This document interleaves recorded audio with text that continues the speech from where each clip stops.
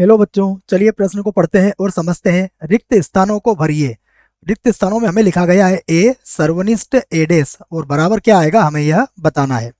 प्रश्न को हल करने से पहले प्रश्न के लिए हम मुख्य अवधारणा लिख लेते हैं, जिसकी सहायता से हम इस प्रश्न को हल करेंगे। तो मुख्य अवधारणा, मुख्य अवधारणा में हम प्रश्न से संबंधित जो हमें यहाँ पर सर्वनिष्ठ का चिन्ह दिया हुआ है इसको समझेंगे। मैं इस बात को यहाँ लिख देता हूँ। देखो, यदि हमें ए सर्वनिष्ठ बी ज्ञात करना है तो ए सर्वनिष्ठ बी का अर्थ होता है कि इसमें ए तथा बी के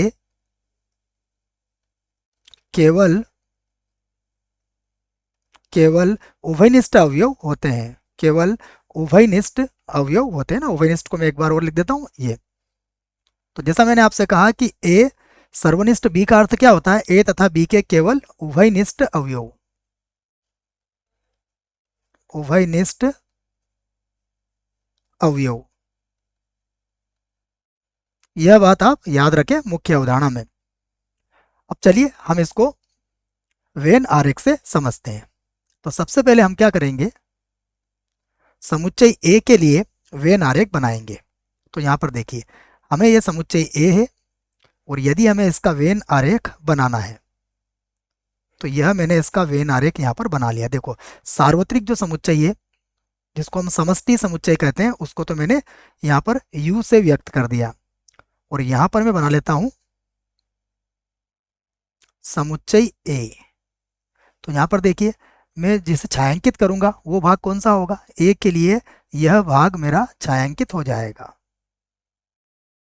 तो ये से लिख दिया मैंने ए, तो ये तो ए होगा। अब यदि मुझे ए का पूरक समुच्चय ज्ञात करना हो तो यहां पर मैं लिखूंगा ए का पूरक समुच्चय। ए का पूरक समुच्चय क्या होता है कि जो हमारा सार्वत्रिक समुच्चय होता है उसमें से हम क्या करते हैं, ए को घटा देते हैं। तो अब देखो, यदि मैं इससे संबंधित वेन आरेख बनाता हूं तो इससे संबंधित वेन आरेख कैसा होगा।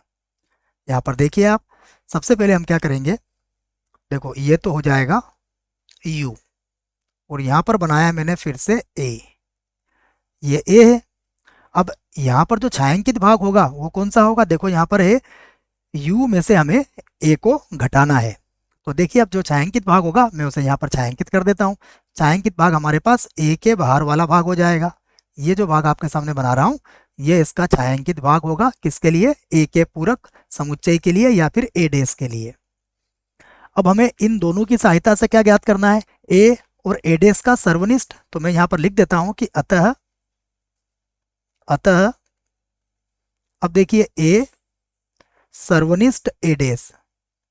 आप देखेंगे कि दोनों वेन आरेख से कोई भी भाग यहाँ पर उभयनिष्ठ नहीं है, छायांकित भाग उभयनिष्ठ नहीं है। अर्थात इसका उत्तर कितना आएगा, इसका उत्तर आएगा 5। तो इस आधार पर हम रिक्त स्थान में क्या भरेंगे, यहाँ पर भरेंगे हम 5। यही हमारे प्रश्न का उत्तर होगा। आशा करता हूँ आपको इस प्रश्न का उत्तर समझ में आया होगा। धन्यवाद।